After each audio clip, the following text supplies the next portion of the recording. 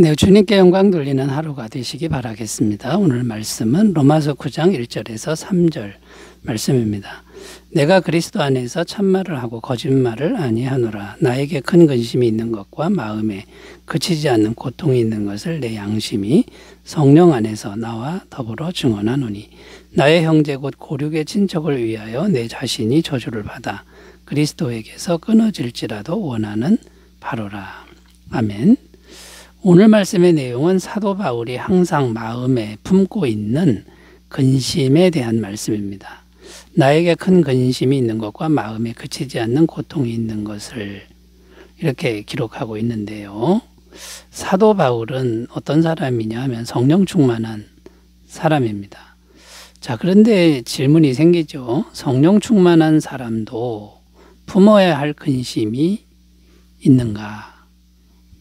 해답은 있다는 거죠. 성령 충만한 사도 바울이 품어야 할 근심이 있다고 지금 말하고 있는 겁니다. 그래서 오늘은 성령 충만한 사람도 때로는 근심을 품어야 하는데 성령 충만한 사람이 품어야 할 근심은 어떤 것이 있는지를 살펴보면서 말씀의 은혜를 나누겠습니다. 자, 성령 충만한 사람도 품어야 할 근심 첫 번째는요. 불신 가족과 세상에 대한 근심이다라는 겁니다. 3절 다시 읽으면요. 나의 형제 곧 고륙의 친척을 위하여 내 자신이 저주를 받아 그리스도에게서 끊어질지라도 원하는 바로라. 이 말씀에 보면 어떤 내용이냐면 사도 바울의 계속되는 근심의 내용이 무엇인지가 나오고 있습니다. 가족들과 동족들을 향한 근심이라는 것인데요. 왜 근심하냐면 가족들과 동족들이 예수님을 믿지 않기 때문에 지옥길로 가고 있는 것을 근심하고 있다라는 겁니다. 자, 그러면 우리가 근심을 하면 어떤 일이 일어납니까? 근심한다고 뭐가 달라지느냐? 자, 이런 질문입니다. 성도인 우리가 근심을 하면 하나님 아버지가 그것을 다 들으신다는 겁니다. 왜냐하면 하나님 아버지는 우리 성도의 신음소리까지도 다 듣고 계시는 분이기 때문인 거죠. 자, 그러면 성도가 마음속에 선한 마음으로 근심하는 겁니다. 다른 사람에 의해서 근심을 하면 행하시기 시작하는데 선한 방향으로 일하기 시작하신다라는 겁니다. 이런 예를 구약성경 출애굽기에서 찾아볼 수 있는데요. 모세가 시내산에 올라가서 40일을 금식하며 기도하고 있었습니다. 근데 산 아래에서 이스라엘 백성들은 금송아지 우상을 만들어 우상 숭배를 하고 있었죠. 산 위에서 하나님은 모세를 만나셔가지고 굉장히 화가 나셨습니다. 진노하시고 이렇게 말씀하시죠. 그 백성들을 다 멸절하고 새로운 백성을 모세에게 주겠다. 이렇게 말씀하셨습니다. 그런데 모세가 정말 간절히 중보기도를 합니다. 그 백성을 용서해 달라고 하는 거죠. 출애굽기 32장 32절 그러나 이제 그들의 죄를 사하시옵소서. 그렇지 아니하시오면 원하건대 주께서 기록하신 책에서 내 이름을 지워버려 주옵소서. 얼마나 간절한 중보기도입니까? 그래서 하나님은 이 모세가 마음에 근심하면서 죄 용서함을 해달라고 기도했을 때 하나님이 선한 방향으로 이제 역사를 하셨는데 그 모든 백성을 용서하시지만 직접 범죄한 사람만 처벌을 하셨다라는 것이죠. 자, 그러므로 성도가 근심을 품고 있는 게 정말 중요합니다. 특별히 구원을 위한 다른 사람의 구원을 위한 근심을 한다면 하나님은 반드시 그 근심을 보고 선하게 역사하신다라는 사실입니다. 또 기도의 용사 조지 뮬러 목사님에게서도 찾아볼 수 있는데요. 이 조지 뮬러 목사님은 5만 번 기도응답 받은 분 아닙니까? 이분이 친구 5명의 이름을 놓고 그들의 구원을 위해서 계속 기도를 했다고 합니다. 그 친구 중에 3명은 살아생전에 전도가 되어서 예수님을 영접했는데 2사람이 구원을 못 받았습니다. 근데 한 사람은 조지 뮬러 목사님이 죽는 순간에 전도를 해서 예수님 영접했고요. 나머지 한 사람은 끝까지 거부하다가 이 조지밀 목사님 죽은 후에 회심을 하고 예수님을 이제 영접하는 그런 일이 있었다고 전해집니다. 이렇게 사람들의 영혼 구원을 위해서 늘 근심하며 기도할 때 하나님이 움직이신다. 그러니까 성도가 영혼 구원을 위한 근심은 마음에 품어야 된다라는 것이죠. 특별히 불신 가족들, 아직 믿지 않는 가족들과 그 다음에 우리나라 백성들을 위해서 우리가 늘 기도한다 그러면 그것은 하나님 보시기에 참으로 선한 일이 될 줄로 믿습니다. 자, 두 번째로 가보겠습니다. 성령 충만한 사람도 품어야 할 근심 뭐가 있을까요? 죄에 대한 근심이다. 죄에 대한 근심이다라는 겁니다. 고린도서 7장 10절입니다. 하나님의 뜻대로 하는 근심은 후회할 것이 없는 구원에 이르게 하는 회개를 이루는 것이요 세상 근심은 사망을 이루는 것이니라. 자, 여기 보면 사도 바울이 고린도 교회에 이제 책망하는 편지를 보내는 그런 말씀인데요. 좀 혹독하게 또는 단호하게 책망하는 편지를 쓴 겁니다. 사도 바울이 편지를 보내놓고 마음이 불편합니다.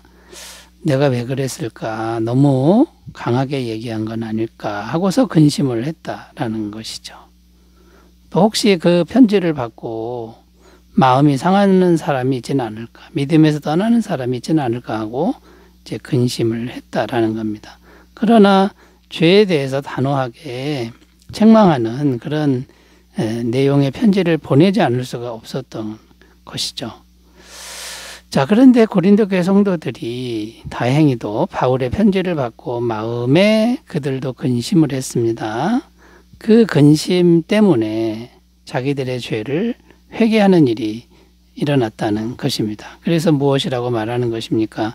내가 너희들을 근심하게 한 것이 잘한 일이 되었다. 이렇게 말씀하고 있는 겁니다. 자, 그러니까 무슨 말이 되냐면 때로는 죄 때문에 마음이 근심하게 하는 일은 해야 한다. 죄 때문에 근심하게 하는 일은 해야 된다.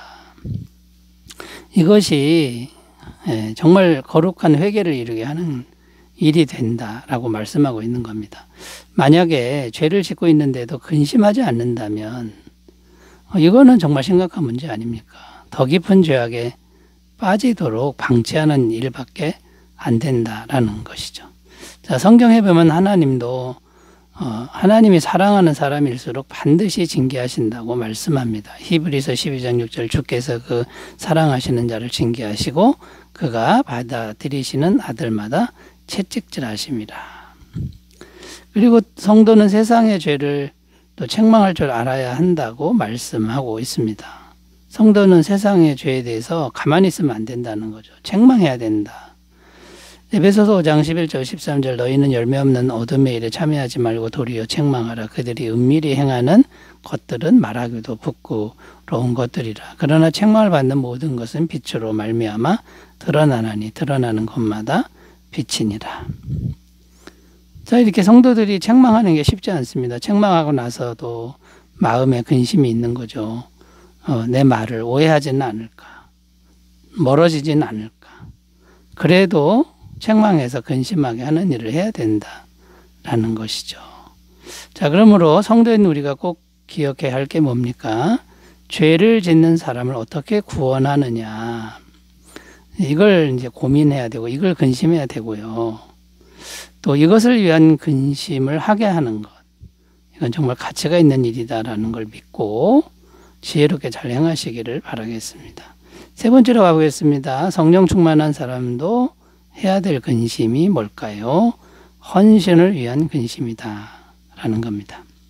마태복음 26장 38절 39절 이에 말씀하시되 내 마음이 매우 고민하여 죽게 되었으니 너희는 여기 머물러 나와 함께 깨어있으라 하시고 조금 나아가서 얼굴을 땅에 대시고 엎드려 기도하여 이르시되 내 아버지여 만일 할만하시거든 이 잔을 내게서 지나가게 하옵소서. 그러나 나의 원대로 마시옵고 아버지의 원대로 하옵소서 하시고. 이 장면은 예수님이 겟세마네 동산에서 십자가를 앞에 두고 기도하시는 장면인데 말씀해 보면 예수님도 심히 고민하셨다. 고민하고 슬퍼하셨다. 이렇게 기록하고 있습니다. 그럼 예수님도 근심하셨다라는 것인데요. 예수님의 근심은 어떤 겁니까? 죄에 대한 것이 아니라 헌신에 대한 것입니다. 예수님은 죄가 없으신 분입니다. 죄 때문에 근심한 게 아니라 하나님께 자신을 어떻게 헌신할 것인가에 대한 근심이라는 거죠. 그럼 예수님이 구체적으로 뭘 근심했느냐? 첫 번째는 십자가가 너무나 큰 고통이었다는 거죠. 인간의 몸으로 오신 예수님은 인간과 똑같은 고통을 겪는 겁니다. 근데 그 십자가가 너무 큰 고통이니까 근심 안 할 수가 없습니다. 그런데 이 고통의 문제는 헌신을 하기 위해서는 피해갈 수 없는 겁니다. 예수님이 십자가에서 피 흘려 죽으셔야만 인류의 모든 죄값이 지불되고 인류를 구원할 수 있기 때문인 것이죠. 자, 두 번째 예수님의 근심은 죽어야 하는 문제인데요. 예수님이 죽어야 하는 일은 성부 하나님과 떨어져야만 됩니다. 영생이신 하나님과 연결되어 있을 때 어떻게 죽습니까? 죽을 수가 없는 거죠.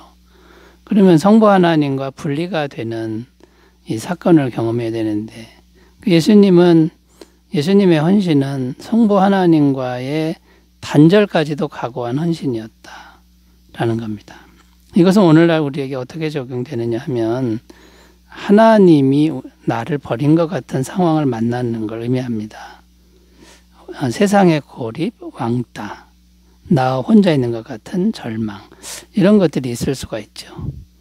그래도 그런 것들이 와도 하나님께 헌신해야 된다면은 그게 참 무섭고 고민되는 일이지만 기꺼이 그 고민과 근심을 받아들이는 것, 이것이 헌신을 위한 근심이라는 겁니다. 자, 예수님처럼 헌신을 위한 근심까지 나아가시는 귀한 계기가 되시기 바라겠습니다. 기도합니다. 하나님 아버지, 성도도 때로는 근심을 품어야 하는데 기꺼이 품는 믿음이 되게 하옵소서. 예수님의 이름으로 기도드립니다. 아멘. 찬송이 넘치시기 바라겠습니다. 감사합니다.